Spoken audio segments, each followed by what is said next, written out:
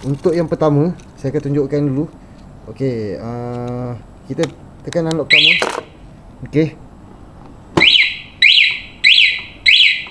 Okey, so ini yang pertama. Okey, assalamualaikum dan salam sejahtera. Okey, kat depan saya ni ada Y16. Okey, so kedatangan customer ni untuk pasang alarm dan voltmeter. Okey, so benda paling penting sekali untuk pasang alarm ni saya beritahu. Saya tak buat semua fungsi dia sebab risiko untuk pasang semua fungsi dia adalah rosak lah. Okey, terutama kedua, dia banyak wire yang akan dipotong. Kalau nak buat fungsi macam yang dekat remote ni, dia boleh matikan motor, dia boleh kontrol motor kan, matikan, hidupkan motor. So itu dia punya masalah adalah kena potong beberapa wire. Okey, kena potong masuk wire ke sini, wire sini keluar pergi ke motor. Okey, yang selalu ada masalahnya adalah benda ni yang selalu rosak. Okey, so kalau benda ni rosak, dia boleh menyebabkan motor tak hidup tau. Itu paling penting yang nak kena tahu. So ini adalah isu kedua. Bila kita dah buat semua benda pemotongan wire, ini adalah menjadi isu yang kedua. Itu masalahnya.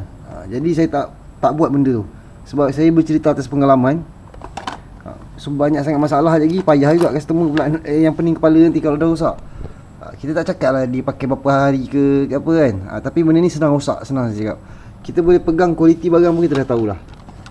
Tapi kalau macam alam kereta tu yang Cobra ke apa, yang mahal tu kan, itu memang kita tahu lah dia punya kualiti barang dia, motherboard dia semua cun lah. Okey. Sama juga kosometer. Untuk voltmeter ni, untuk brand kosometer ni, harga koso ni saja dalam 100 saja, 1-1.5 macam tu kalau original. Kalau yang dekat kedai oren tu harga RM9, RM5. So kita kena faham lah barang punya harga tu macam mana dengan kualiti dia. Jadi yang kebiasaan dia ni, dia tak tahan. Nampak tak kat sini? Ni pun dah nampak dah lubang dah. So kualiti dia, ni namanya cak ayam lah, koso. Dia tulis je koso. Takkan saya nak recommend kat customer ambil yang original kot kan. Meter ni saja 100.5. Okey. So nanti kita tengok siapa siap pemasangan alarm ni dekat Y16 ni. Okey. Okey, so alhamdulillah kita dah pun siap pasang voltmeter dan alarm dekat Y16 ni. Okey, macam saya beritahu tadi, bukan full sistem saya boleh buat Okey, bukan sebab saya tak boleh buat. Saya boleh buat, saya boleh pasang kan. Tapi saya tak guarantee, tak bagi jaminan. Kalau ada masalah, dia boleh settle tau. Okey. Maksud dia untuk fungsi hidupkan motor.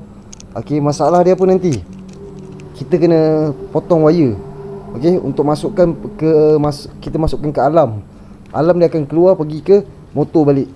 Jadi kalau andai kata bila kita cabut je wire tu nanti, dah tak ada fungsi tau motor ni. Jadi menjadi masalah dekat owner motor. Kalau dia cabut saja untuk alarm tu nanti, modul alarm tu nanti dicabut saja, motor tetap tak ada hidup. Jadi saya recommend dia untuk pasang untuk pasang alarm yang standard saja. Okey, so macam kita tengok ni. Okey. So, okey. Untuk unlock ni kita lock. Okey. Okey, untuk yang pertama saya akan tunjukkan dulu. Okey, kita tekan unlock pertama. Okey. Okey, so ini yang pertama, dia punya alarm untuk warning pertama, warning kedua dia.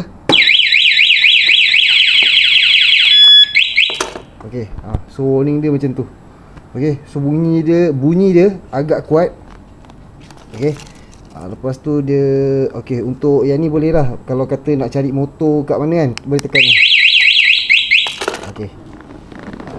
So inilah fungsi-fungsi dia yang ada dekat alarm ni. Cuma yang kita tak boleh guna start motor ni lah. Okey, yang saya tak nak ambil risiko dekat customer. Okey. Yang kedua kita pasang voltmeter dekat sini lah. Okey. Kita pasang voltmeter dekat sini. So tak ada tempat untuk Y16 ni, tak ada tempat. Tapi kebiasaannya kalau saya pasang Y16 untuk voltmeter kat sini. Kalau nak letak dekat sini, risau dia kita letak barang ke apa kan. Jadi benda tu berhimpit jadi jahanam pula. Okey. So itu saja untuk Y16 kali ni. Dia pasang voltmeter dan alarm. Okey. So macam saya bagi tahu, pemasangan dengan saya tak ada potong wire, tak ada curi current. Jadi kalau berlaku apa-apa masalah, dia akan terus short dekat aksesori itu saja. Okey, jadi senang untuk kita trace balik apa masalah yang berlaku. Barang tu rosak ataupun dia terkena air ke, okey, ataupun motor yang masalah. Itu kita boleh tengok lah bila tak ada pemotongan wire, tak ada curi current. Okey, itu paling utama sekali lah. Okey, so itu saja. So kepada anda di luar sana yang berminat nak buat pemasangan aksesori electrical, boleh terus kontak saya dekat nombor yang tertera. Okey, ciao.